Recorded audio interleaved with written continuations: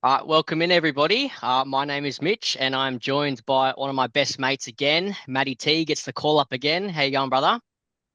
Yeah, good man. Better week this week for me. So good to be on the stream today. Yeah, better week for you and a shocking week for me. Well, it wasn't so bad, but definitely not what I'm happy with.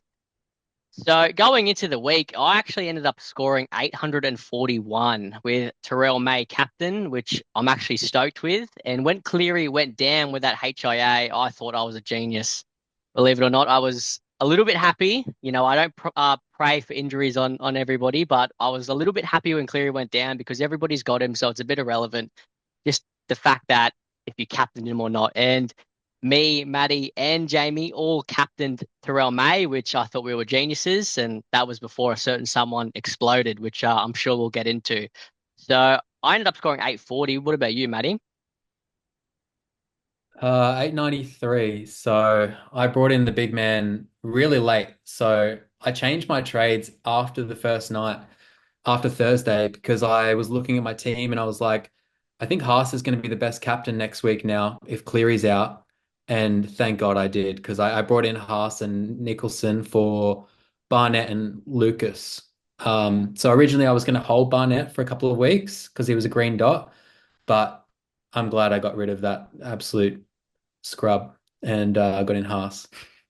Yeah, hindsight is definitely one thing, but those are some killer trades. Even Nicholson, I all week was just thinking he's not going to play 80. Like he's not. And then all of a sudden, Morgan Smithies gets a HIA, Corey Horsburgh's in the doghouse. And so he just toughs it out and scores 47. It's a pretty good score for him, but it's more about the price that you got him with. And it was more about also what it allowed you to do in getting Payne Haas. So it's a win-win. I'm actually very, very jealous of the big man. And yeah, it's given me a few sleepless nights seeing him score a ton and scoring a try, nearly having a double, which I'm sure we'll get into whether or not I can actually manage to fit him in. But yeah, I scored 841, overall rank of 4,536. So I ended up dropping about 800 ranks, which I'm fine with. Like I said, I thought I was a genius at the start of the week when Cleary went down with my Terrell captain, and then yeah, little to be known, it was actually quite a challenging week with Connor Watson also getting a HIA, and yeah, just a lot of overall bad scores. It was a pretty bad week, and I was pretty devastated until Hopgood played, and then Ruben Garrick, who saved my week in a sense, and which I'm sure we'll get into. But yeah, where do we go from here? Round four. We're getting into the deep end now, mate. Lots of questions coming up, a lot of burning questions, whether or not we get Haas, a certain Titans halfback as well. It's difficult, mate, and I'm not too sure where my head's at, and I kind of need you to point me in a direction. Normally, I'm pretty good for this and the kind of trades I want to make, but I'm pretty lost for words at the moment. So, what do you think of the week, mate? And what are your thoughts heading into round four? Yeah, it's funny. Hey, after that Thursday night, me, and Jamie have a little group chat, and Jamie was like, "Oh, it's moving week, round three. We're gonna make some ranks this week." And then everything kind of went bad from there for Jamie at least. And you kind of had a bit of a savior on the Sunday. Garrick just coming out with a 97, just like 9 points under Haas's ton is just insane out of nowhere. Four tries. I mean, I was looking at Garrick and just thinking, man, um, so glad I didn't go there, Like he's just not getting the ball, nothing's happening, and then just try, try, try. He got a turnover tackle, like try saver. I don't know if he got the try saver, but he was just everywhere. He just had that baby daddy strength and was just getting over the line left, right, and center. So it was a weird week. I think I was saying to you before, it was a bit of a roller coaster.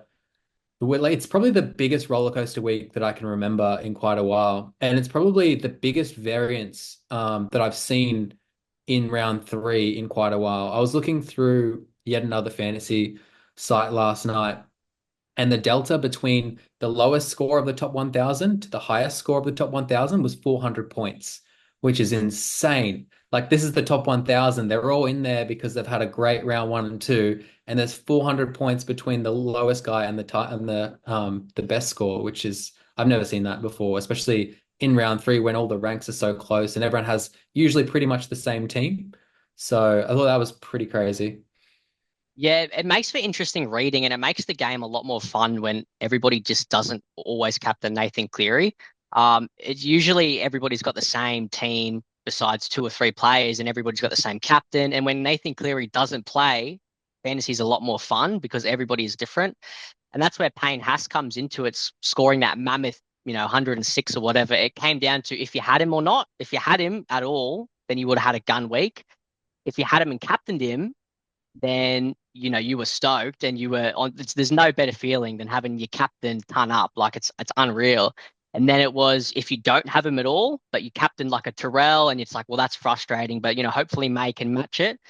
And then it was if you don't have Payne Haas and your captain's Nathan Cleary, your whole week, not even weekend, your whole week was just ruined. And that's kind of why I took the captaincy off him. I was on him. And then I think it was Wednesday, I was like, oh, like I was listening to another podcast and in my own head, I was like, oh, maybe it's not worth it. Like against Melbourne in the rain, like in Melbourne, like maybe not. And then when we spoke in that chat, I was like, I think I'm just going to put it on May. Like I don't think I can, it's too risky. Everybody's going to captain Haas. Like I don't want to do it.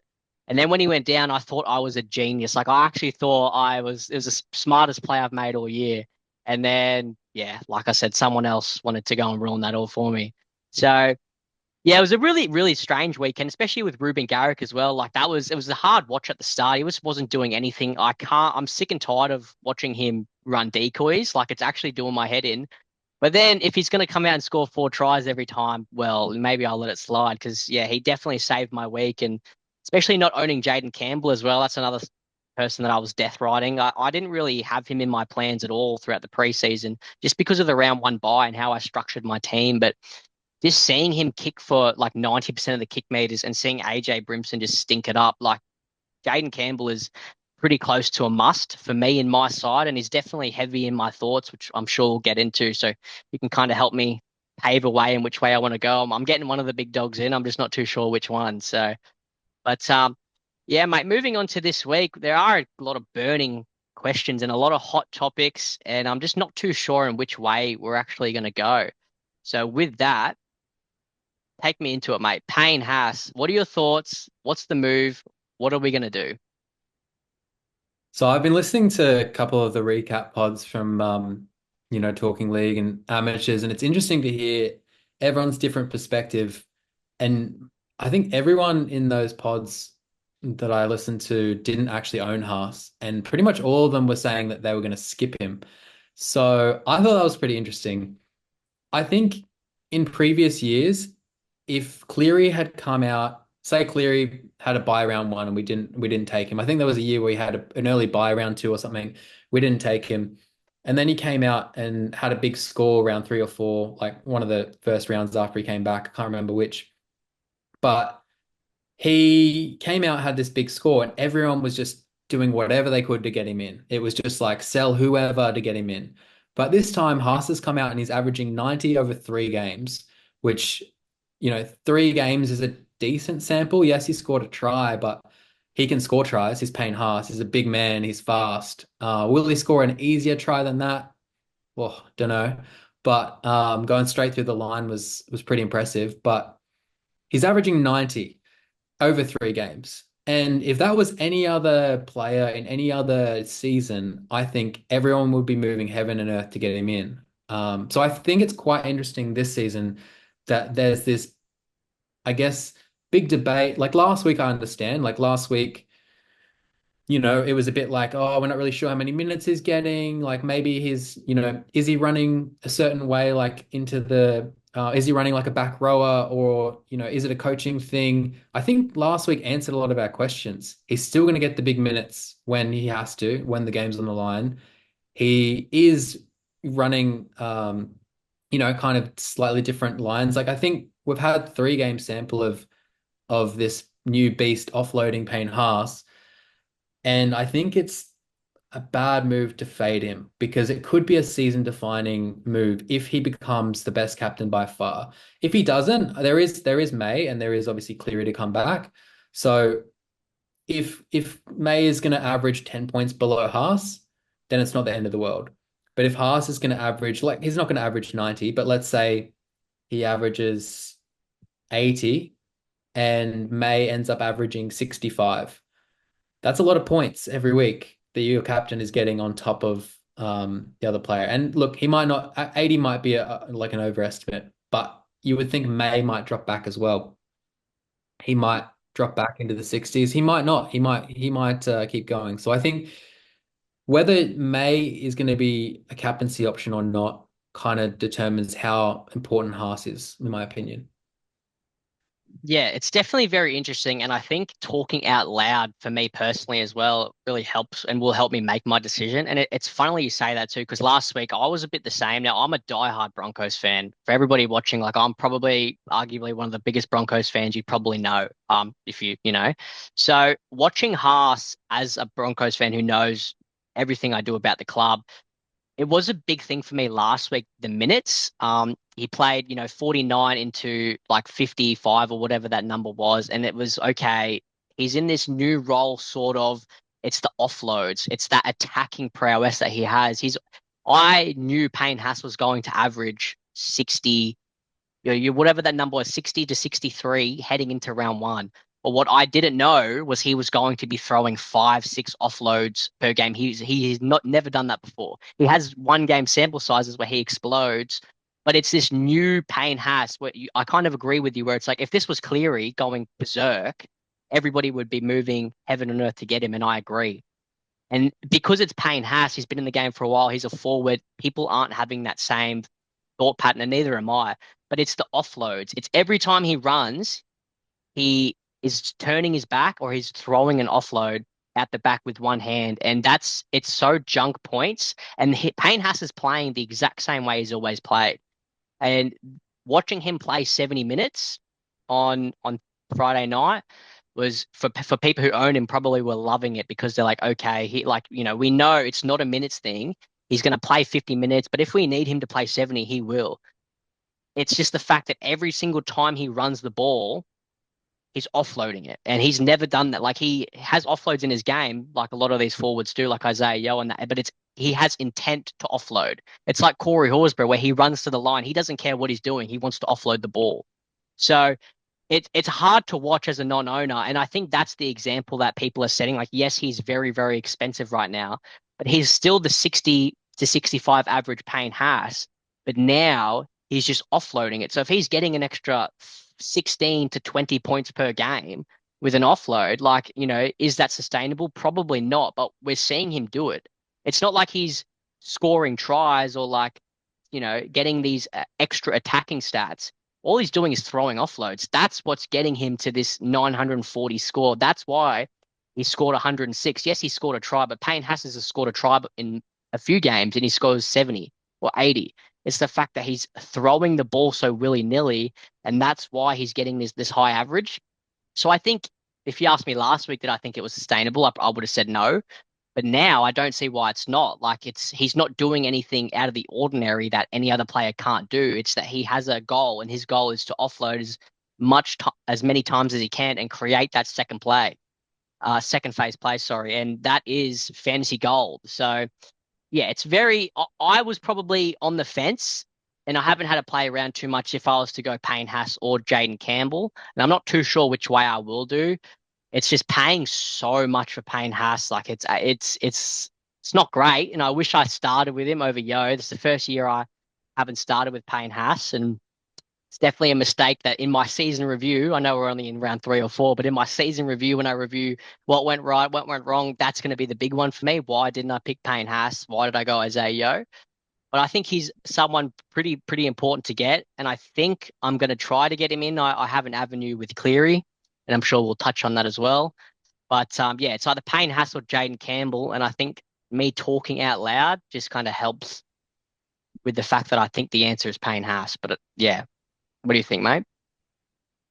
I was just looking at last few seasons for Payne Haas. So 2022, like not including 2021 and before that, 2022 was zero point 0.9 offloads to hand. 23, it was 1.9, then 1.6 last year, and now 4.3. So, I mean, it's an extra 10 points roughly in offloads because he's got some to ground as well. And just looking at the ownership, so before last round, he was 45% of the top 5,000, 70% of the top 1,000. And then last round, a lot of the top 1,000 brought him in. Actually, not as many as you would think. I think it was like 150. But still, if you go against Payne Haas and he continues to go off, I don't know. It's kind of I know we hate using the must-haves and the like you have to get this certain player. And I don't think we're at that stage yet. I think where if he continues this another week or two and keeps going up around the 80 to 90 mark, then maybe we start talking about that. I still think that, as you said, like he can regress a little bit. The minutes might come down. They might have some blowout games coming up, and he might not come back on for a second stint. So I don't think he's a must-have at this stage. But I think what's really important at the start of the season is your structure. So you need to get your team structure right. And if you make moves this week that are going to block you from getting Payne Haas in the future, then that's a big mistake, I think. I think a lot of people made moves last week with the Lucas money and they didn't go for Payne Haas because it just didn't work. Like there wasn't two completely easy trades, or they might have gone for cash generation instead. But I think now knowing what we know, if you have a Lucas still, if you have some of these guys that are easy trades, then I think you should definitely be going to Haas. If you don't, and you've just got Cleary, Ponga, Watson, these other guys that are out this week, and we'll talk into which options we think you should consider moving to Payne Haas and which you shouldn't. Um, I think it's a different story. I think you should at least position yourself so that if Haas continues to go off, then you've got an easy route to him. And whether that is an Isaiah Yo, like if he comes out and pumps out another couple of big scores, you don't want to be completely blocked off from that option. So I think people moving Cleary to JC this week are kind of blocking themselves off from that option a little bit. Like you can always sell to other keepers, but I think this week is a pretty pivotal week, and some people will go in the direction of Payne Haas and they'll jump on the train, and there'll be people like me that have Cleary, Payne Haas, JC, Ponga, Yo. Like I'm really happy with my structure of my team at the moment. I've got the guys, and I think setting yourself up with the right guys at this early point when you've only got two trades a week is pretty important. Yeah, I couldn't have said it better myself, really. And I think you're right. With Lucas going down and Hosking, I think that's what Jamie did, selling Dill Lucas and Zach Hosking. With that, you had an abundance of cash to make those moves. And I guess in a sense, like I've saved three trades. I've only made one trade this whole season, and that was Duffy to Stafford Toa. So I haven't had any fun. I haven't traded. I haven't had any chaos yet. And it's good because I've got three trades. Jamie has used four in a sense. So you could look at that like, okay, well, I've got, whatever the ranks are, that's irrelevant. But you can look at it as like, okay, I've got three extra trades. But it has stopped me from getting these big guys and these, sort of guns early because I've kept my mid ranges. I kept the faith with Metcalf, and I look like a genius when he scored 60, and now I've been stuck with a 27. So I think you're right. Last week, if I had Dylan Lucas go down, he would have been my avenue to Payne Haas. And I think that was a really good trade to do last week because you had that runway to do it. I just didn't have it last week. I wasn't going to trade a gun I wasn't doing a Hopgood to Haas because I thought, well, I actually can't do that in the one trade. So if I wanted to do that, I had to do a second trade, which I didn't want to do. I didn't have anyone that I liked to fund the money to do that. And Hopgood is a gun. I know Cleary is a gun, but it's a little different in that sense. And Hopgood come out, scored 66. Look, it's not 106, but I don't think anybody in their right mind was expecting Payne Haas to score a ton. So you're a bit of a hindsight Harry in that sense, but you're right about the structure. Like I can do Cleary to Jaden Campbell, and I do like that, but it kind of stops me from getting Payne Haas kind of evidently. Like, how am I going to get him unless Yo goes down injured? But you don't plan for those sort of things. You just have to play it by ear. And I definitely have a strategy of getting Cleary back at some point too. I mean, he's got 100 break even. Hopefully the cows can run at him when he comes back, and maybe he misses some tackles or whatever. But I'm pretty confident we're going to get Cleary at a cheaper price. So whatever I can work around that, I think the analysis on Payne Haas is true.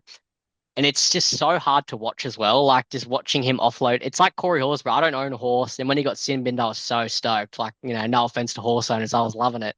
And then he come out and just threw three offloads and they were nothing plays. Like he probably hurt his team, but he made his fantasy score a lot better. And that's what Payne Haas is doing. A lot of the offload, like he's a beast, he's a weapon, but a lot of his offloads are like not useless, but they're pretty junk. And that's where his 90 average is coming from. He's definitely going to regress. He's definitely not going to average 90, but with the way he's offloading the ball, can he average 75, 80? I think he can. And I think I've just convinced myself to pull the trigger. And I don't want to not have him captained and not watch the Broncos play and not owning him. It's not fun.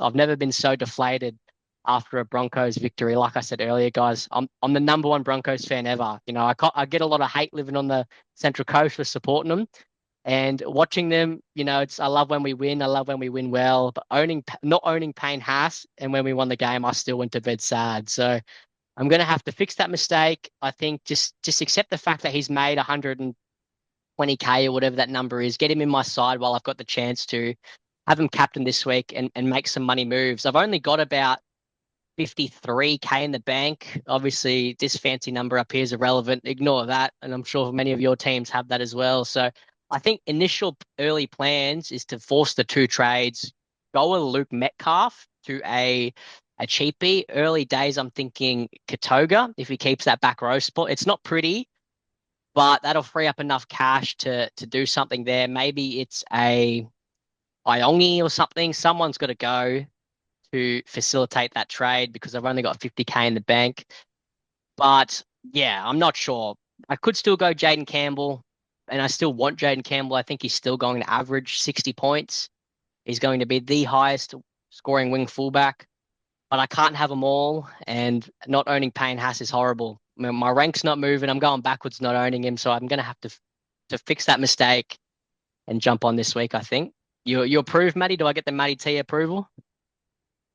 Yeah, I approve. Obviously, it depends who you trade, but I think if you're whoever you're trading to Payne Haas is probably going to be worth it, unless you're obviously turning two keepers into, Haas and an unproven kind of cashy, which I mean, I don't hate even that because I think this season we've got so many cashies that we can lock and load into our side, like Humphreys and the centers and wing fullbacks. We're able to place some spots. So I think it's better this year because we've got those cashies that you can have that a bit unbalanced side where you've got a lot of cash in your top players and then you've got a lot of bottom feeder kind of guys.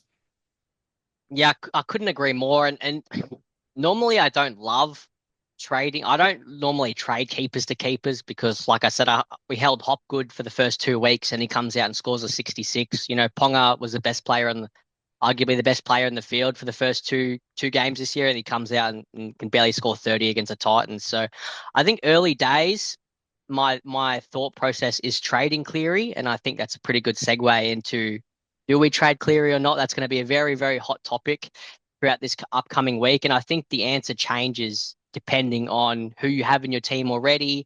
If you can field 17, I know a lot of teams are in trouble this week, mine included. I have four out this week in Connor Watson, Cleary, Ponga, and Hubner. And I'm not trading Watson, Ponga, or Hubner. So there's an odd man out there. And so, yeah, for my team, it works really well. I have my avenue to get Payne Haas. For me personally, Luke Metcalf is out next week on his bye. So do I go a week early on him? Is definitely an option. But I've decided that Cleary is my avenue, and that works for my team. Um, so I'm sure we'll get into that too soon. And I'd like you to kind of grill me or ask some questions or what's your thought process on me using Chin as some trade bait. Yeah, I'm interested I want to challenge you a little bit on Cleary versus Ponga. So there's only 20K difference between Cleary and Ponga. At the start of the season, there was a lot more than 20K difference between Cleary and Ponga. Ponga's averaging 57. Cleary, he can average, 60s and 70s when he's fit and firing. I am curious as to why you would trade out Cleary before Ponga. when there's only 20K in it? Yeah, and that's a really good question. And I don't actually have like a written answer in front of me. It's kind of spontaneous off the top of my head without putting much research into it. And my first reaction to that is probably positional scarcity, I think, in a really, really tough wing fullback spot. And I think for my team, personally, I think Ponga helps the structure of it. Cleary, the HIA is irrelevant, right? Like it is what it is. It's just inconvenient, but he's lost a ton of cash. He has 100 break even as well. And in my thought process, he's looked pretty bong average the first few weeks. And I think him at Penrith, he's having to do everything, but it's kind of taking away from that attacking prowess where last year we seen him with Luai. Luai took more of the in play kicking, more of that leadership role. And Cleary wasn't playing second fiddle by no means. He wasn't playing 5'8", but it gave him more room to do some more attacking plays. I think he looked very, very dangerous last year. And I think he hasn't had that yet. I think he was probably in for a pretty big score against Melbourne with the base, the kicking meters. But I think it's taking away from his potential attacking like prowess in a sense. Like he's constantly having to be first receiver in this Penrith side. And that's kind of, he's not really getting those big attacking plays yet. They are coming. I think in round two against the Roosters, I think you actually told me last week, he ended up having 2 try assists, a lot of a tackle breaks, or whatever the number was. And he only scored like 63. And that's really, really, really good. But I would never captain Ponga. But Ponga would be in my side holding it down, scoring. If I'm not going to captain Cleary, which I'm bringing in Payne Haas apparently, so he's getting the big C, he's getting that orange armband. Is there a difference between Cleary and Kalen Ponga, realistically, from what we've seen so far? They can both ton up. One plays in the half, one plays in the wing fullback. They both goal kick. Apparently, they both do in play kicking. And I know that's not a good analysis or a comparison, and I know it's not. I'm more trolling in that sense. I just think someone has to go to Payne Haas. And I feel like I can bring Cleary back in a few weeks. Like I said earlier, I've banked 2 trades. I haven't gone crazy yet. I haven't made any crazy moves. And I think trading Cleary could just help the balance of my squad, keeping Ponga. I have Garrick there as well, just to maybe give me a runway to bring in Jaden Campbell in a few weeks and then potentially also bring Cleary back, hopefully 40, 50K cheaper. I risk not having him against the Cowboys, but I don't think I'd captain him anyway if I'm bringing in Payne Haas. I'm bringing in Payne Haas as that big dog captain, and that's kind of where my head's at with it. If I was to keep Cleary and have him as my captain and say, no, he's my captain full stop, I think I would hold and I would do something different. But because Payne Haas will be my captain, I see less of a need to hold Cleary and potentially get him back for hopefully 50K cheaper, if that makes sense. What are your thoughts? So I got a couple of things. Firstly, positional scarcity. So if you trade Cleary and Metcalf, who are you going to play in the halves? For now, it will be Humphreys and then potentially like a Cole for a 1 or 2 week play. But like I said, I've got some ideas in bringing in Jaden Campbell. Like I've got a bit of a plan. I've gone over it a little bit on what moves can I make to bring Jaden Campbell in. Everybody, because it's round three, round four, we don't have a team full of keepers yet. We don't have, you might look at the rankings and see everybody's team looks stacked. Every team's going to have some holes in it. And if I have to go a 1 to 2 weeks playing a Cole or a Sandon, it's not pretty, but that's probably the whole my team's going to have with the structure that I currently have. So it's just some food for thought right now about what works best for my team. And without putting too much thought into it, I think holding Ponga and trading Cleary works right now. Because I would say that you use positional scarcity as an argument, but I would say with the half position now, there besides Humphreys, there's no other good gun second half. You've already got Garrick in the wing fullbacks, and we know wing fullbacks can fluctuate. And then looking at last year over 70 minutes, Ponga versus Watson versus Cleary. Cleary averaged 70. So if at the end of the day, it's how many points you get in a week that matters. It's not, yes, captains are important, who captains who, but at the end of the day, you do want points. Cleary got 70 points last season. Watson got 58 in hooker, and Ponga got 56. So this is taking out all HIA games and injury affected games. So there's potentially 14 points difference between Cleary and Ponga for 20k. So that's kind of my argument there. And Cleary, I think if it was a hamstring or a shoulder, I would understand getting rid of him. But because it's a HIA and he's likely to come back fresh, fit, ready to go after some time off, that's where I kind of get a bit stuck. Like with Lucas last week, when it was a hammy, like a lot of people were saying hold, and I was like, he's out for 2 weeks. He's got a bye next week. I just don't like hammies. I don't like soft tissue injuries. It's just, I would rather just get rid of the player. Like last year, we saw people that held Cleary, they ended up, holding him for way too long. And I think, especially early season, when you've only got two trades, it's important to move out your red dots. And especially when there's buys coming up that are pretty relevant, like the Knights buy. But yeah, with it being a HIA, I really struggle to see what's changed in the last 3 rounds. From round one, Cleary was a must-have, and now he's out for 1 week. And a lot of people are only gonna trade him out and try and get him back in cheaper. But if he comes back and averages 60, he's only going to drop 50k. And is 50k worth the two trades? I don't know. I don't think it is, in my opinion. Yeah, and that's spot on. Like that, what you just said is 100% correct. But then it's also the other option of, okay, so I don't get Payne Haas then. And then, but we just spoke about how it's could be season defining if I don't, or me personally, or you guys watching, or whoever it is, if we don't make the decision to get Payne Haas, and you could also say, so instead of Cleary, it's Ponga, right? But I'm also saying I have to get Payne Haas. That's where I'm at right now. So someone's got to go. It's not pretty trading either of them. It's not great. I actually don't like it at all. And if I had let's say Hopgood was out for 6 weeks, then I'd be like, sweet, it sucks he's out, but I can get Payne Haas now.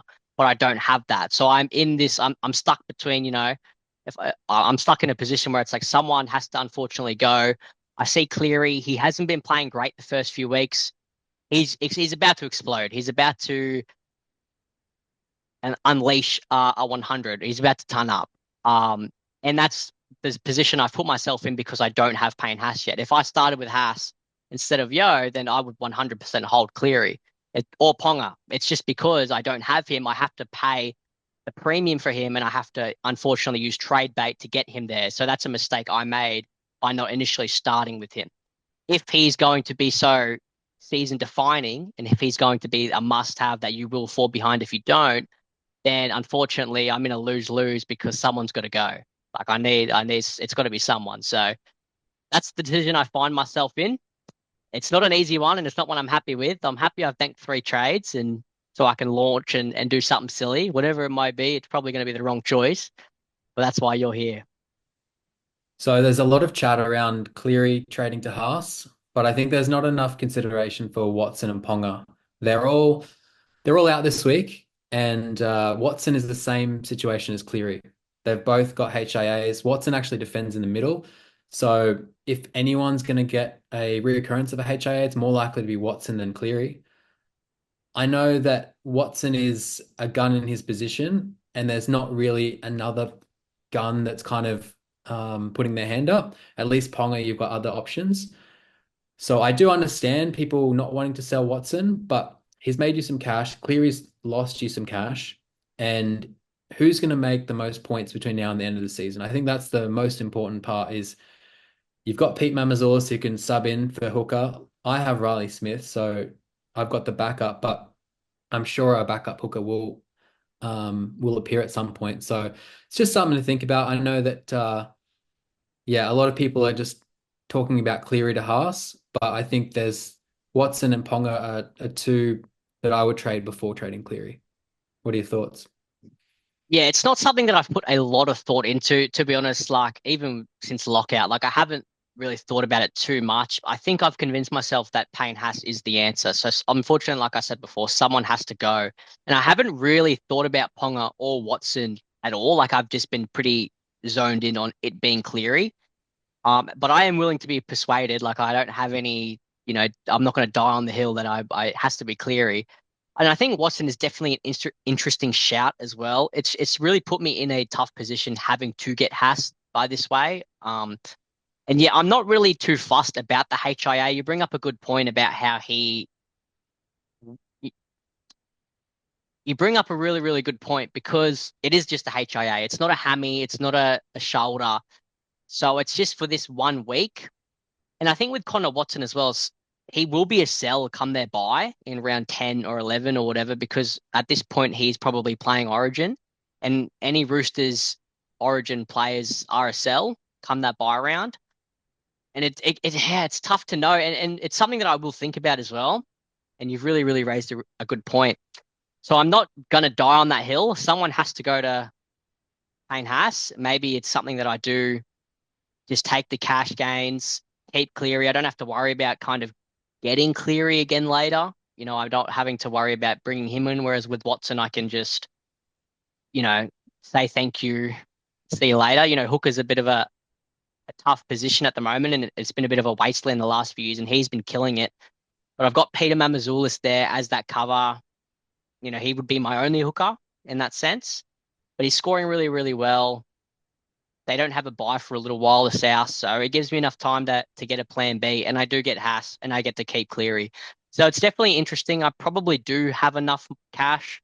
I think it's about, 40, 50K split. So maybe I do have enough cash with Metcalf as the one having to go.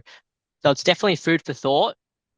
So something that I will think about and kind of go over the next few days when the game finally fixes itself from giving everybody an extra 500,000 or whatever it is. That's frustrating. Can't even play around with trades yet or fix anything up. So no, you bring up a Yeah. really good point, mate, and that's why you're here to put me on the right path. I always I don't like to do too much analysis, and we leave that stuff to Jamie and we kind of get on and talk footy and fantasy, and it's always good to have conversations like this because I think maybe for you guys watching as well, when I talk out loud, it really helps me kind of think and figure out what the process is and what the move is. So speaking of that, that's my trades. Unfortunately, luckily for you, you've got Haas, you've got Cleary, you've got Campbell. What do you feel is going to best benefit your team heading into this week, mate?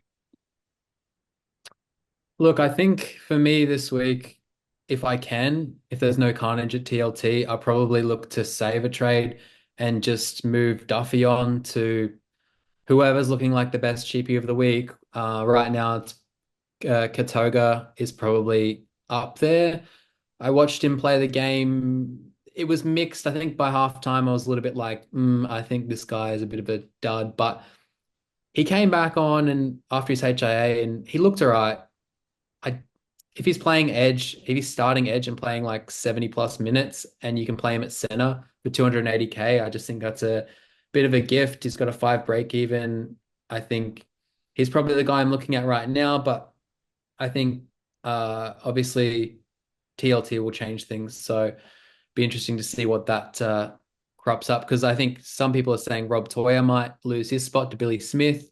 If that happens, then that'll throw few spanners in the works. Iongi, I don't love. He's playing Manly this week, and there's like no real ability to loop with all the outs this week. So I have thought about letting him go as well. But if I go Iongi and Duffy out, I can't get to anyone good anyway. So unless there's like a basement price cheapie that comes in that looks like they're going to be really good that I can move Iongi onto, I think it's probably just worth saving the trade and just holding him for one more week. Yeah, that's it, mate. 100%. And that's kind of what I've done the first two rounds is the only trade I felt necessary to make was getting rid of Duffy. Even I kept Purdue because last week my initial trade was Purdue to Stafford. And then Duffy got dropped. So I thought, well, I might as well switch that. And then now all of a sudden Jackson Purdue's looking like an absolute weapon, scoring a 50. not even the score itself, because I doubt anybody really took that score. You know, he was probably down in emergency eight with like everybody. It's more about the price getting into that right direction now. And that's kind of why I'm thinking about doing Metcalf to Katoga if named, just because it kind of helps me keep that cash generation. Metcalf's gone for me this week or next week. I won't be keeping him past the bye.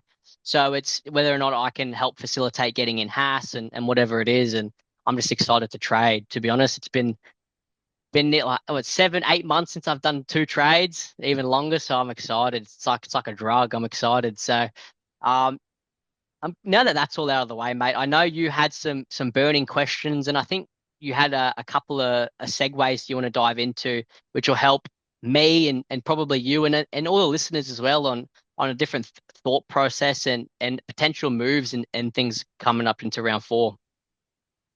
Yeah, for sure. And just going back to our conversation before, it's I think what I try and do is just like challenge people on a few things. And I think that's why like, I think that's what people want to listen to. If we're all saying the same thing and we're all doing the same thing, it's a bit boring. So I like to, throw different opinions at you and see what your thoughts are and see what sticks. Speaking of, we'll go back to Haas. I wanted to talked about what red dots we might consider trading to Haas. But I wanted to talk to you about what green dots you might consider trading to Haas. Let's say you've got enough players. If you trade this green dot, you can still field your 17. Um, let's start with this one, which was popular last week. Would you consider trading Yo to Haas? This week, I probably wouldn't. Like again, it's pretty hard to say because I made the decision in round one to start with Yo over Haas, and it's looking like a pretty silly one now. But a few weeks ago, I was confident in picking Yo, and I just think that outlier game he had a few weeks ago, scoring 30, has put all this doubt in a lot of people's minds. It hasn't for me. I've forgotten about that 30 now. If I was a non-owner, I'd be licking my lips at getting Yo under 800K. He's a walk up 60 every week, give or take, and that 30 was just ridiculous. But it was ridiculous for the wrong way. We're sitting here calling Payne Haas a freak for averaging 90, and a lot of people will say that that's an outlier. But that 30 from Yo is an outlier as well. So I see Yo as being he's a top three mid. He might struggle for one and two with Payne Haas and Terrell running around. But I've got Yo. I've made the decision to pick him for a reason. So I wouldn't trade him to Payne, but a few people will and a few people probably did last week. So you're probably laughing, but long term, I don't know if it works out. So I'd probably find someone else as trade bait and not go Yo. All right. We'll stick with your team. What about the guy to the right of Yo, Fisher Harris? He has a buy in round five. He's already made a little bit of cash. He had lower minutes last week. Would you consider, moving him and say you've got Dylan Lucas and Fisher Harris? Would you go Haas and a Cheapie? Maybe. I think I'm pretty high on Fish, and I'm pretty high on Fish because think he's going to be. I thought he was going to be playing this 55 to 58 minute range, and I still do. He did in round two against the Roosters, and it worked really well. I'm just not too sure what Andrew Webster's obsession is with playing Jackson Ford for 60 minutes straight, whether he starts or off the bench. So there's a lot of mouths to feed there at the Warriors, and Fish, to his credit, has had an incredible PPM, and it's why I'm really happy to hold him. He's definitely been someone in my initial early thoughts before lockout and all that sort of stuff of, okay, if I trade Cleary, what's my avenue to get him back? And it's probably through Fish and a safe path, whatever that is. So I probably would look to do something like that. I see Fish tickling. He's going to average about 50. I don't think he can go at a 1 ppm the entire year. So I probably would use him to get to Payne Haas. Just like I've said this whole video, we're in a position where someone has to go to him. Unfortunately, it's not great, and because he's priced so high, you're going to have to trade these guys who you don't really want to, and that's the position that we've put ourselves in by not owning him and paying up for him at 950K. So we've got to bite the bullet, and I don't. I would trade Fish before I trade like a Hopgood or a Yo or these top tier guns because Fisher Harris, your Gilberts, these other guys are a tier below. So it's just the way it is, unfortunately. So what about someone that's kind of top tier gun, but this year they're not really performing like one, Harry Grant? Now that I would probably say yes, just because I think Harry Grant's come out with 240s and he scored both of those different ways. I just think the years of Harry Grant being a 60 average guy is just over, unfortunately, with the way he's playing as the Melbourne captain. He's playing that leader role where he's inspiring his team. He's playing in the best team in the comp, but it doesn't translate to fantasy points. You look at Harry Grant to Connor Watson, and they're different players. Connor Watson will make 50 tackles and miss one, where Harry Grant will make 40 and miss seven, and it's not what you want. So I probably would say you could go to Grant to Haas just because of, like I said, it's similar with Connor Watson over the Origin period. He's going to be a pretty tough hold. I know we will be able to hold throughout with the minor buy round change, but unfortunately, someone's got to go. So I'd probably lean towards Harry Grant. Absolutely. Okay.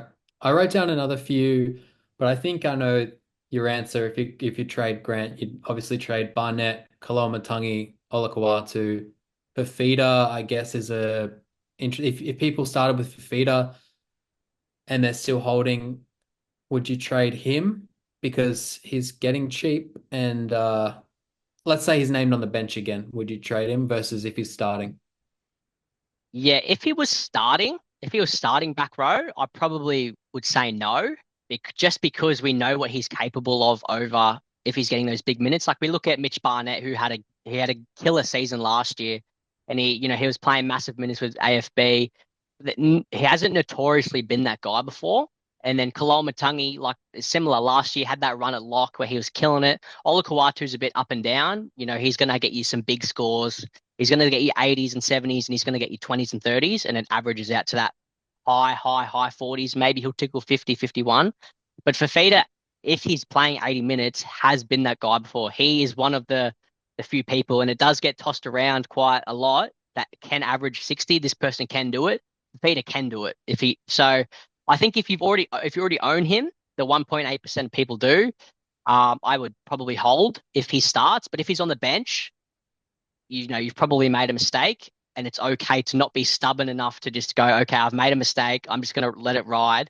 You can get off now. And if he's starting on the bench, you will be able to get him very, very cheap, even cheaper than what he is now. So I'd probably say yes. Very dependent on that one. And I doubt a lot of people do have a feeder, but it's always good. It's always good for food for thought with these kind of players, because a lot of it is very similar. A lot of these guys are similar in a sense, position wise and cost wise. If you can understand why you would trade one person and why you wouldn't trade this one, it'll help your decision making long term. Yeah, it's a really good point. All right, well, let's move on from Haas because there'll be plenty of people that already own Haas and they're just like, far out. It's been like 40 minutes through this video. Like, I already own Haas. Let's talk about Cleary a little bit more. So, if you already own Haas, would you be trading? Obviously, my opinion is you probably know my opinion already. But if you already own Haas, I think a lot of people are considering moving Cleary to a Nico Hines or a Campbell, or even cashing down to a Couchman or someone like that, and then upgrading a Duffy to someone else. Would you make any of those moves if you already had Haas? And let's say you've got a few outs. Let's say you won't be able to field a 17 versus you will be able to field 17, because I think that's quite a big difference. Yeah, Cleary to Campbell, I would probably consider. And I don't hate that. I know you feel a certain way about that, but I don't hate it. And it's something that have thought about, just because I see the ceiling of Jaden Campbell being like that 2022 or 23 Nico when he had the wing fullback duel. He was partner next to Matt Moylan doing absolutely everything, sorry, and he averaged like 70. I don't think Campbell will average 70. I think that's a little bit ridiculous, but he can definitely average 60. And he's one of, like I said before, he's one of the guys who actually can average 60 at doing what he's doing in this current role. He's not projected to do, or if this goes right, he can do this. Like Campbell, with all the kicking, he will average 60 if he's partner next to Brimson. So I think while we know that information and seeing what he did on the weekend, just without that try, I think he gets to like he cruises to a 65 or whatever the number is. So I think I would consider doing that trade, Cleary to Campbell, if I already had Payne Haas, and I don't hate it. To Nico, I wouldn't. And that's what I was talking about earlier as well. With the roles, Nico's not playing next to Matt Moylan anymore. He's playing next to Braden Trindle, and Braden Trindle's doing 75% of the kicking split. So that's just eating into Nico's base. He did score 72 or 74 on the weekend against that bad South team. And that's because he scored a try and he set a try up and he had all these attacking stats. And that's going to happen for your elite players in fantasy when they have these games.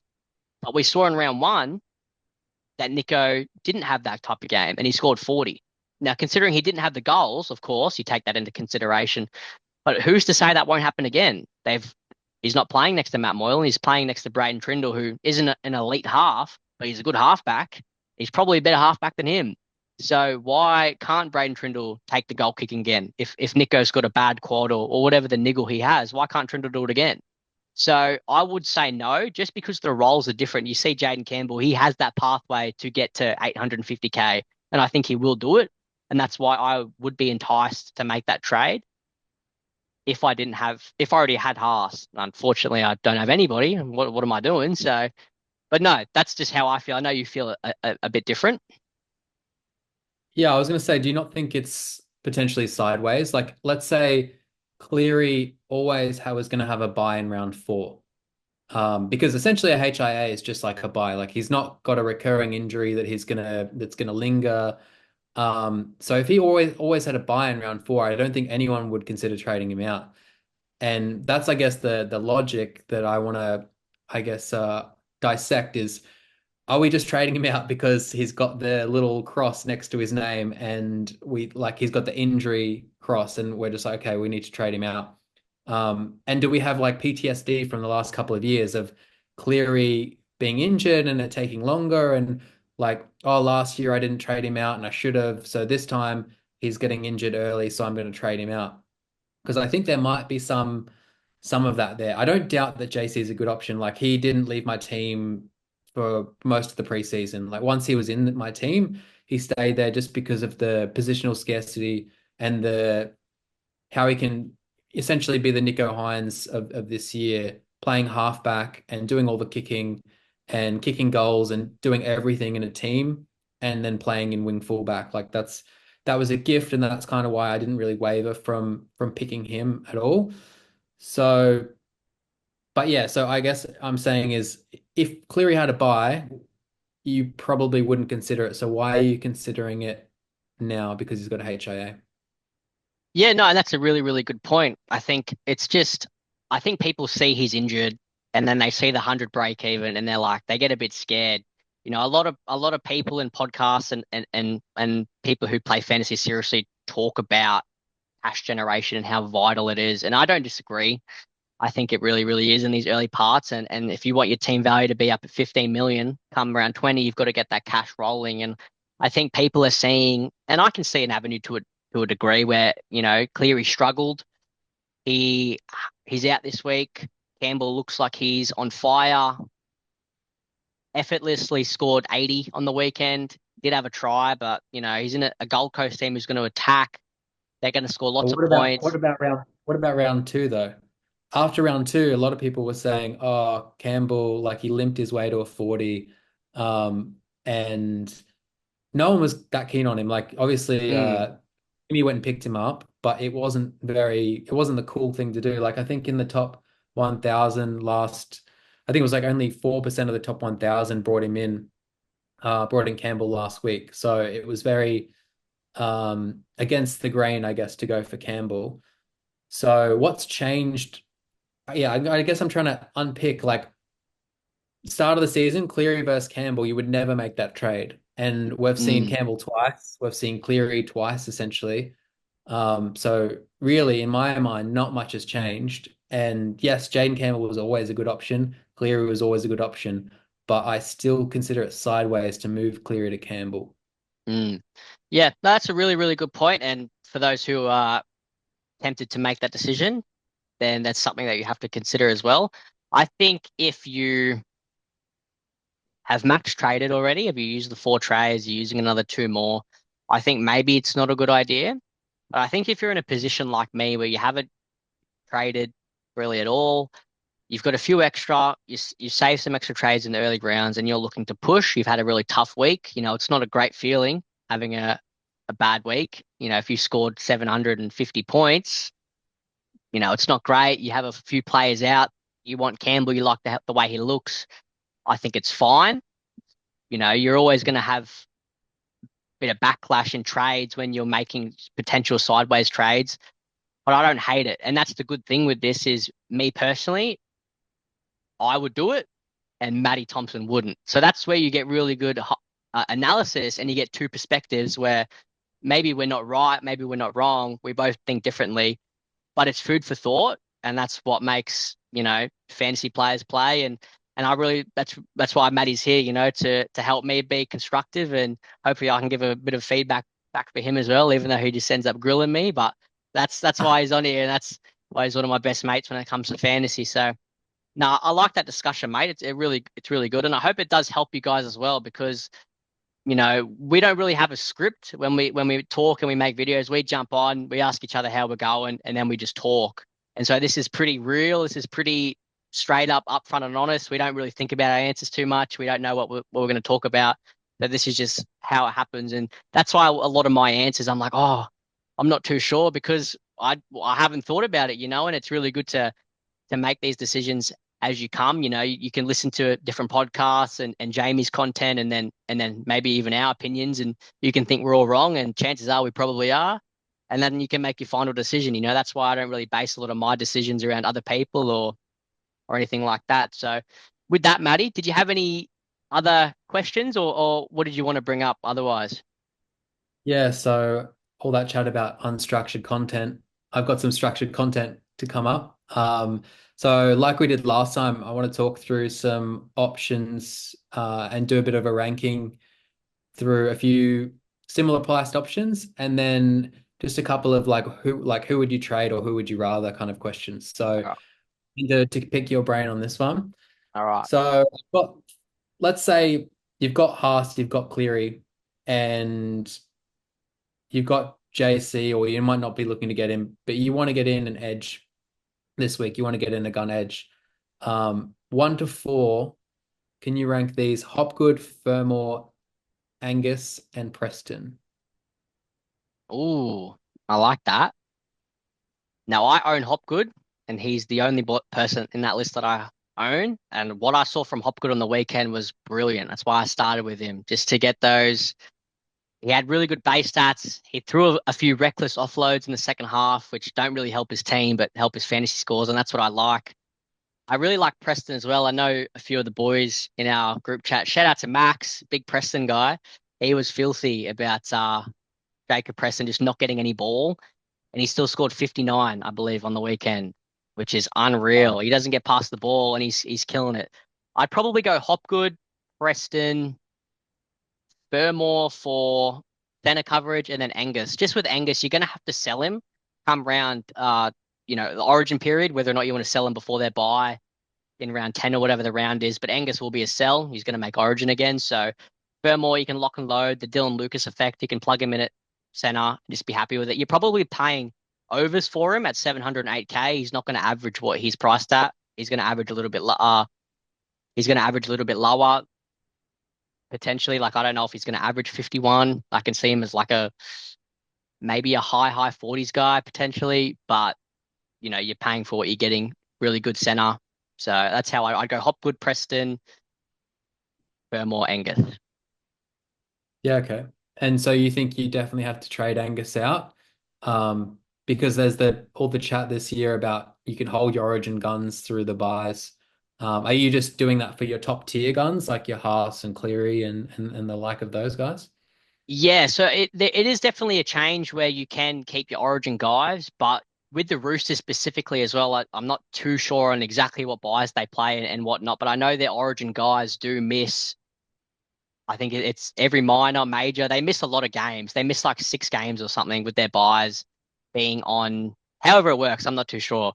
I don't have it pulled up on me, but I know that their Roosters Origin guys are definitely a sell, which makes James Tedesco, if he doesn't make Origin, an absolute close to must for our buy planning. So I probably would say yes, that's why, and I wouldn't look to hold Angus because he's just going to be missing so much football throughout that middle of the period. When we do get to save trades in a sense, but if you can turn Angus into a gun who's playing and active for your teams, it's going to help benefit quite a lot. Yeah, okay. Yeah, just to recap, they missed round 10, which is fine. Yep. As long as you've traded out the likes of Toya and Marky Mark and all of that by then, you should only have him and Watson or something like that. And then it's I think it's 15. Anyway, it's the minor buys before the last two major buys. Yep. So it's not great, but it's not the worst in the world. Anyway, let's move on. So Teddy versus Garrick versus Lomax. We were like they're all similar price point. Lomax obviously went off. He's looking really good for Parramatta, just doing everything. I think he ran 300 meters or something crazy, or that's what the Fox commentators said he ran. It probably was a bit less on NRL.com, but Garrick obviously popped off with his 4 try 97, and then you've got Tedesco who has lost a bit of cash, and he's just going to be a season long keeper. Obviously, Garrick and Lomax have the duel, but what are your thoughts there? Yeah, well, I actually started with Garrick, who I don't normally spend up in my, originally he was in my centers and that was a long-term play and he did really well for me in round one. And, even though he wants to run 1,000 decoys and then pretty poor against the Wires in New Zealand, he's a bit of a Brookvale specialist. He gets an extra 30 points in base when he plays at Brookie. So that 97 is, if you actually look at the stats, he only ran for like 90 meters or something gross. So it was a pretty gross base game if you take away all the tries and goals and all that sort of stuff. So I wouldn't go out and buy Garrick right now. He's about to hit a pretty tough run of games. They play Eels into, I think, Melbourne Sharks or something. It's pretty gross from here on out. So he's not going to be bullying sides and kicking goals. Lomax is a really fun pick, and it's someone that I like. When I was watching him play, I thought I just love actually watching him play. It's like, it makes fantasy fun when you enjoy watching guys play. I wouldn't pick him up because I think he's a shoe-in for Origin. Like I think he's definitely making Origin, which it is like 8 weeks away. But I think there's better value. I really do like Tedesco. I think normally we get him, as you can see, I've got him starred. Maybe I'll go through the list of players so I have starred as well. So I was hoping he would drop a little bit in price. He did score 28 in round one. So I actually probably would say Tedesco is number one. Maybe it's a bit of a road pick, but I just think Garrick's so expensive now. I picked Garrick at 580 because of how cheap he was. If he was this price or similar, I wouldn't have done it just because you're not, he's not going to average 62. He's going to go back to tickling 50. With that hard run, I'd probably go Tedesco, Garrick, and then Lomax personally. But I understand why you would put Garrick in front of Tedesco. Yeah, no, I think that's yeah, I think I would agree with those rankings. I think Tedesco, the one thing is he might make Origin this season because it's a new coach. Dylan Edwards is injured at the moment. If Tedesco comes out and performs like we know he can, there's every chance he makes Origin. And he's been captain of that side before, so I don't think he'd be too far off. So that's just one thing that maybe it'd be better to pick him up closer to Origin once you know the team a bit more, depending if you lose a bunch of cash between now and then maybe. But let's stay on the wing fullbacks. We'll go down a level. So we've got Pappenhausen, who's quite popular. Melbourne look really good. We've got Gutho, who's just come off a bye and he's looked pretty good. He's in that price point, similar price point to Pappenhausen. Then you've got Walsh, who's absolutely losing cash at the moment, but has a couple of easier matchups. I think he's got the Dolphins this week, but he's got a higher break even, I think maybe 70 or something like that. So he could still lose cash. But say you've got Ponga out and Marju out this week, you need a wing fullback. And then you've got Hammer, who also just put up a bad score and is losing cash. So you got a couple of different guys there, Pappy, Gutho, Walsh, and Hammer. How do you think you'd rank those guys? So I'd go Gutho last. I just you can't pick Gutho. Like he's probably been scoring all right, but a 30, he's on the wrong side of 30, not good in a bad side. Hammer as well. Without the duel now, he's not a center, unfortunately, so you can't look at him. I think Walsh is still going to lose a stack of cash, and I think everybody's going to own him in a few weeks. It's whether or not you own him in 2 or 3 or maybe a month. But when he bottoms out, everybody's going to jump on. Hap really interesting with the goals. I just don't think it's long term enough. I think if Meany was gone for 10, 12 weeks, 8 weeks, we jump on it. But I just think 4 to 6 is probably not enough. And once Meany takes the goals back, Pap will probably be a sell. So I'd say Walsh, Pap, then don't worry about the other two. But it's whether or not what time you want to pick Walsh up. Yeah, okay, fair enough. But yeah, I think this week is pivotal for people because they need a wing fullback. So it's not an option to wait till his break even comes down. They kind of need a Ponga or Marju replacement this week. Um, so speaking of someone that was just on a buy, we've got Couchman coming back into the fold, who's quite popular, getting talked about quite a lot. My question would be, would you trade Seyfarth or Gilbert to Couchman? Because it's, 80K or it's like 20K for Gilbert, 80-ish K for Seyfarth, or like 14K for Gilbert. So obviously Gilbert got a 40, couple of medium scores. He did play the 80, moved to edge. So some people are looking to get off him. Seyfarth got a bit of a end of the game try. Everyone was kind of off him before that. Um, would you make either of those trades or do you think it's sideways? It's tough because before he scored that try, safe, I thought I was off him as well, and I was planning on trading him as well. And now his break even's like 22 or very low 20. So now he's going to start making money, which is annoying because now I can't trade him. I do really like Couchman. I think Gilbert to him this week maybe is a mistake. If not a mistake, sorry, but I wouldn't do it. I just want to see Gilbert again. If he comes out with another 40, then I would pull the trigger because Couchman should average close to 55 if he's getting these minutes, and it lets us watch how Clemmer comes into the pack.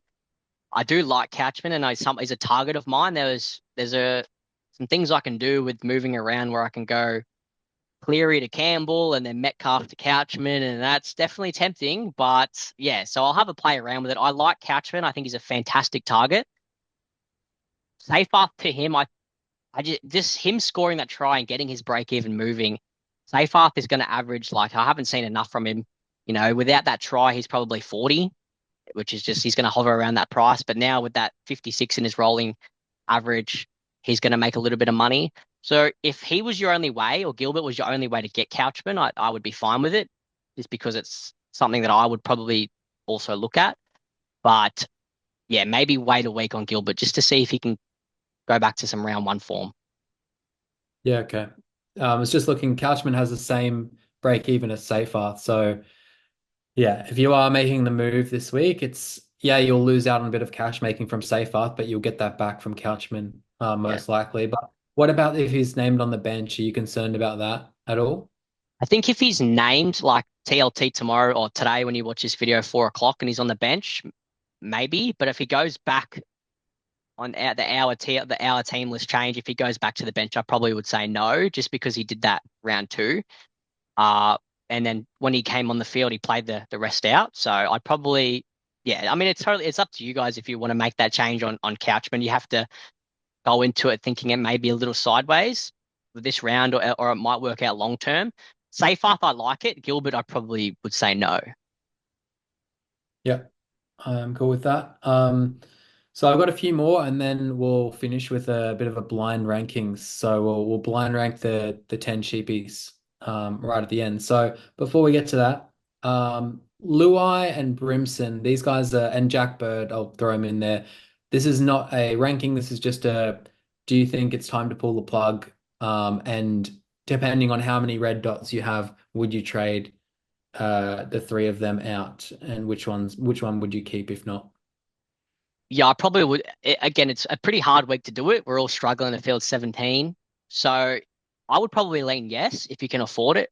Brimson at 5'8" just looks so uninterested. Like he's not doing anything on the field. He's a turnstile. He's missing tackles. This isn't the Brimson that everybody bought playing 5'8". This isn't the high 40s average Brimson. Jack Bird was probably never a good buy, but it's always good to fix your mistakes. I think definitely get off Bird now while you can, even if he is a green dot. If you can work your way around it, get off him. And Luai, yeah, I don't love it. I don't love starting with him. I think I would have preferred Munster 1,000%, the exact same price coming into round one. He's just not going to get the fantasy scores playing in that Tigers side, doing the role he was doing when Cleary was out next to Galvin. I think people forget how much ball Galvin actually demands. So I think, Luai's still at that really good price now where you can go up, down. Him to Couchman, I would do in a heartbeat.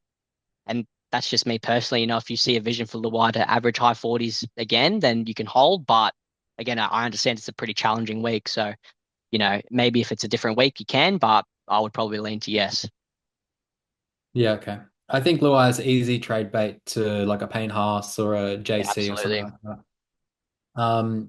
All right. What about if you're looking for a wing fullback in that kind of more mid-range? So you've got like Mark Nwanga, Nituasi, you've got Jesse McLean as an option. They're around the 400K, or would you go right down to a cheapie? Yeah, I would just go down right to a cheapie. Yeah, try to get depending on who's named, if you actually need a wing fullback or with Jules, if you have if you can manage a Katoga if he's named and you can play him in the centers and then move someone down, I'd probably lean that way. Just playing with this mid-ranger price, these guys are probably going to score similar to, a Katoga if named. So I'd bank the cash, make trades elsewhere, try to do what you can with that money as well, instead of getting around this gross mid-range price. We don't want to be diving too deep in there. Yep. All right. And then a couple more.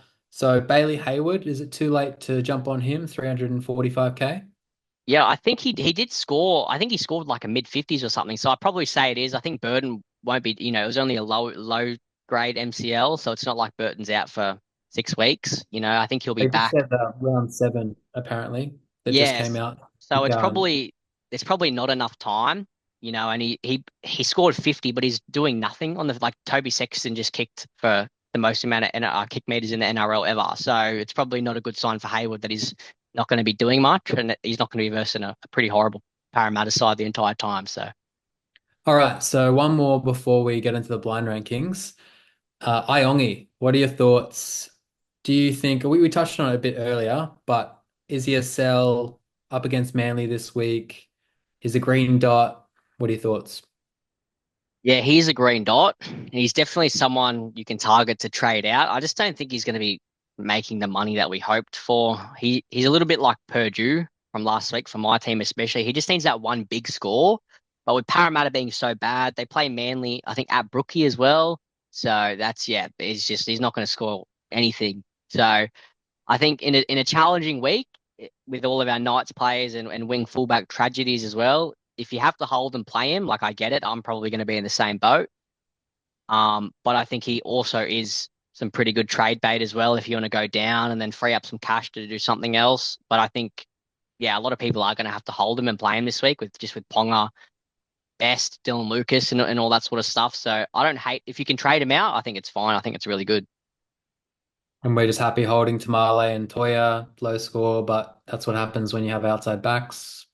Yeah, I still Thoughts? I still think Tamale will be fine long term, and I actually wouldn't loop him. Like I'd rather loop Cole or Sandon over Tamale. I mean, his team got pumped by 40. He had no ball. He's got a very relevant game. Like that's why I started him in Vegas outright, just because he has that tackle breaking, offloading like base. He passes the eye test, so he had a tough game. Rookie wingers in teams who get pumped by 40, it'll happen.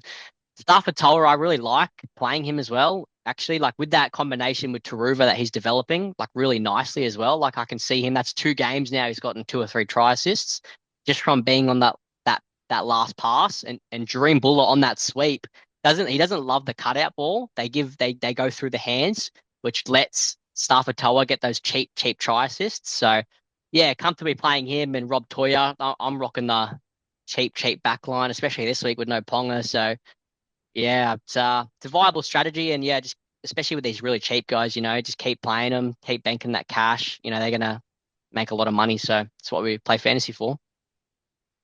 All right, awesome. Well, speaking of cheap guys, I want to rank 10 guys under 300K and we're gonna do it blind. So I'm gonna just say a name, and then you gotta give me a rank, and then at the end we'll kind of recap 1 to 10 Oh, what the ranking was. okay, okay. Look, mm, let's start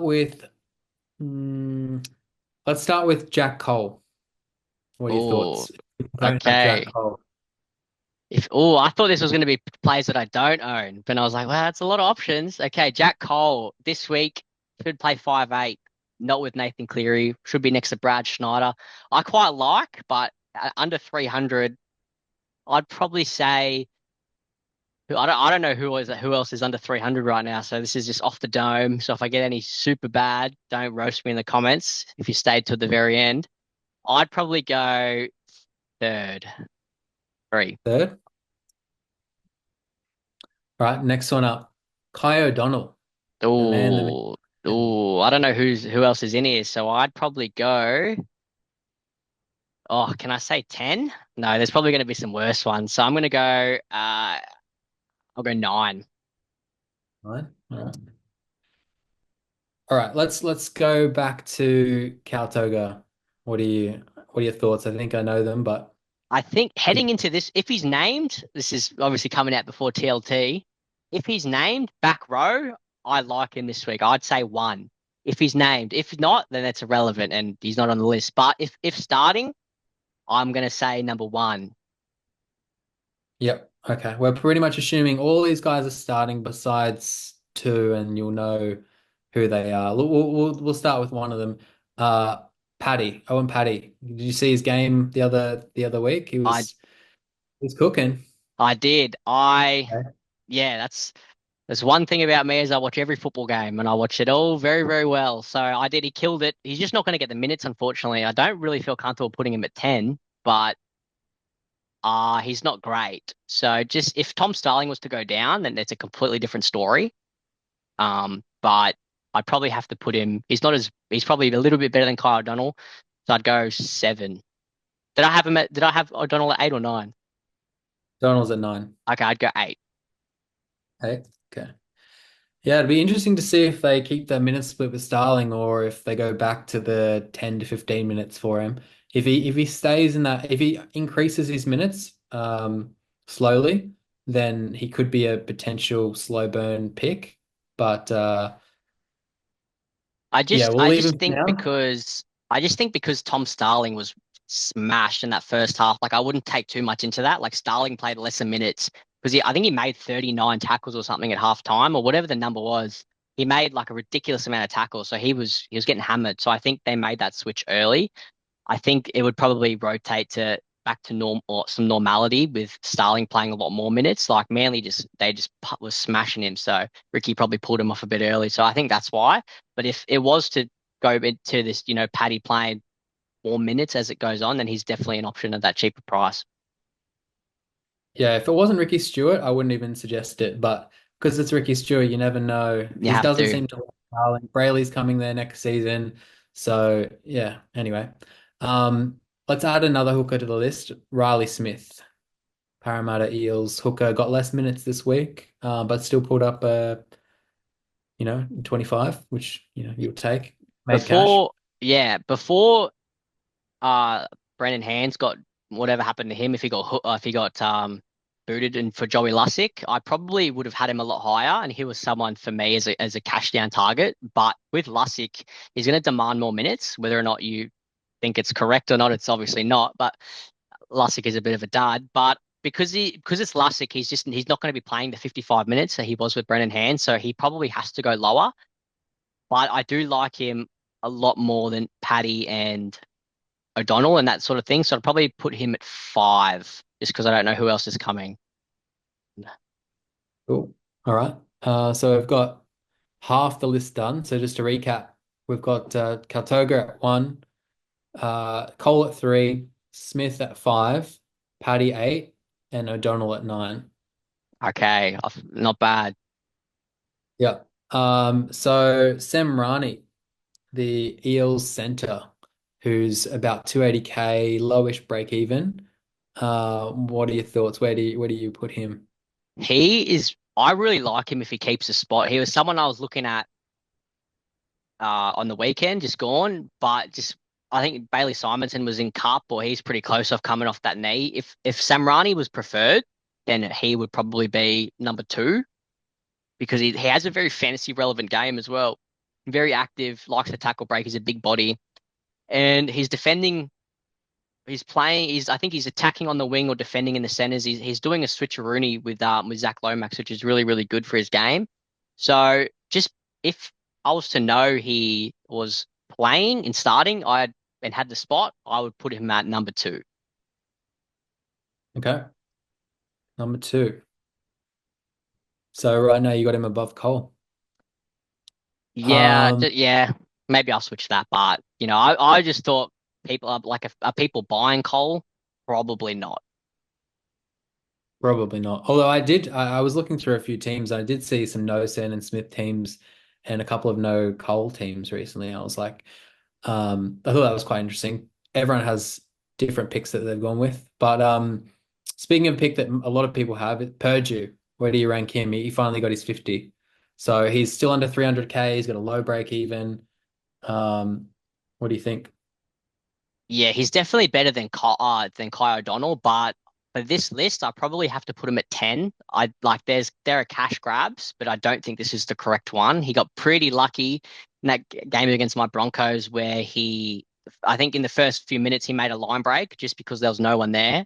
Very lucky, and then he ran 90 meters for a try, which again, pretty lucky. He's passing the eye test to a degree, but he just doesn't have a fantasy relevant game. Like he's a small body. Teams are going to target him. He plays Canberra this week, and I don't want to play him at all.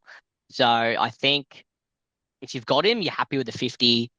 Get the cash making. Hopefully we can sell him at 350 or something. But I wouldn't buy him. Not a chance. I wouldn't waste two trades on him. Okay. Yeah, because I think a lot of people will look at that option of a cash down because he's got a negative one break even actually. So I think if he gets 35 for 3 weeks, he makes about 100K. So I think people will be tempted to go there, but I agree he got that kind of lucky runaway try, and he doesn't have a super fantasy relevant game when you compare him to like Semrani or your likes of Tamale and things like that that have the tackle busting pedigree. So speaking of outside backs that are cheap, that this one didn't go so well last week. Tony Francis. Whoa. Thoughts on him? So you've got spot 4, 6, and 7 free at the moment. Yeah, I know. Shout out to Austin from Fantasy Amateurs. I know he has Tony Francis, and he played him for a 4 pointer. Which I saw the vision. Like I still like I saw why people were targeting him. His Queensland Cup stats are really really well, but it probably yeah. I mean, he didn't play very well. He dropped the first kickoff, and they just kicked the bomb over to him. So I wouldn't buy him now. I think unfortunately with that. Uh, Five, his break even's already back up to a 30 and he's already lost 16K. So he is number 10, but for this game, he's number seven. So Yep, no worries. Pop him in there. So you've got four and number 4 and 6. So let's go Derby. What are your thoughts on him? If he keeps his spot, this is all if they keep the spot, obviously. What are your thoughts yeah, on Derby? Derby is definitely, I think he is a bit of a dud as well, unfortunately. In a bad Cowboys side, like I've already got one rubbish Cowboys outside back. Derby's not going to score well at all. He's going to rely on attacking stats, and they won't get any. I think they play Canberra into Penrith, so yeah, not ideal. And I would these guys are either number one or two, or they're 10, and I can't have five tens. So for this game, he's number six. All right, perfect. Well, we've just got number 4 left, which my last pick. It now depends on who gets the starting role, but it's either Piakura or Gajewski. Yeah, So we'll slot him in 4. Piakura. yeah. Let's go. Now, believe it or not, guys, as you can see, I pulled him up before Matty got there. I didn't know who was on this list, but I did know Piakura was under 300K. As you can see, I have the star on him. to check that, you can go to watch list. This is just my watch list. Maybe we'll cover it pretty soon. Pia Cora, I've had the watch list on since round one when he was under on the bench. He's 400. Now, there will be a time where he's starting on the edge. Jakajewski will not be starting the whole year. There is a chance Jakajewski will still play in the side in the 17. Is he in our best 17? Probably not. But when Piakura starts at 230K, you have to buy him, unfortunately. Forget about last year when we started with him and he got a head knock. Uh, he will be a buy when he hits 230K. If he was starting this week, if Piakura is starting this week, I would buy him. If he would be my cash down to get to a Payne Haas. We're all going to have him, whether or not you like it or not. There's going to be a week where we buy him when he hits that floor and he's starting. And yeah, so for this list, he'd be number 4. And I'm pretty happy with him being in that area because, like the other guys, the chance for those guys to make money is that their time is up. Like Kai O'Donnell, for example, probably not a great pick to start with, but he doesn't have the runway to make money. Piakura does. And he's one of the guys who's lost 150K and he's fallen into this bracket, not one of the guys who started and has made a little bit of money. They're already up 50K like Sam Rani. Now, do you jump on now? Like Piakura has money to make. It's just about whether or not he gets the spot and when he does. And it's pretty gross, but it's what's the word?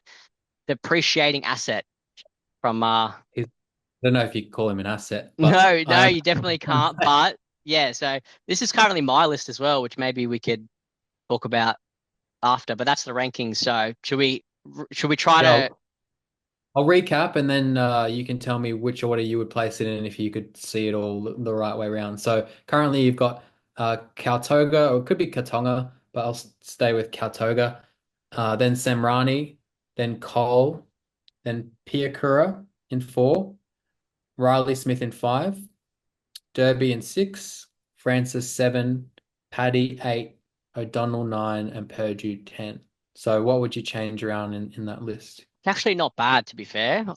So yeah, and obviously, guys, this is just if they're starting. If Sam Rani's not in the team anymore, then it's irrelevant. But if everyone goes to plan, these guys are starting. I'd go yeah, Katoga 1.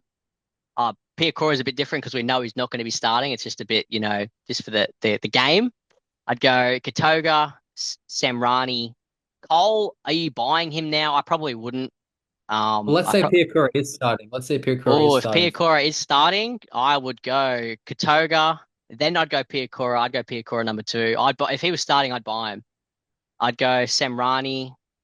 I've got Cole in there, but I probably wouldn't buy him. But just for this, I'd go Cole.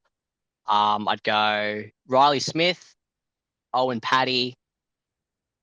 Oh, I've probably got to put Purdue over the other guy. So I'd go Purdue. Then I'd go like a Kai O'Donnell, like Rob Darby, Tony Francis, those other guys. You don't want to buy those bad wingers and bad teams. But yeah, that's probably the list. Yeah, Pia Cora, it's very interesting. Like he's someone I looked at last week and he was like 300. Oh, he's gonna be cheap. And I threw a star on him. He was in my team like all last season, and it was so like terrible. Oh, it was gross. I don't know if I could bring myself to buy him again, even at 280. I think 230, I could stomach it, but like 280, and he comes out and just scores a 15, gets HI8 or something. It'd be so classic Piakura.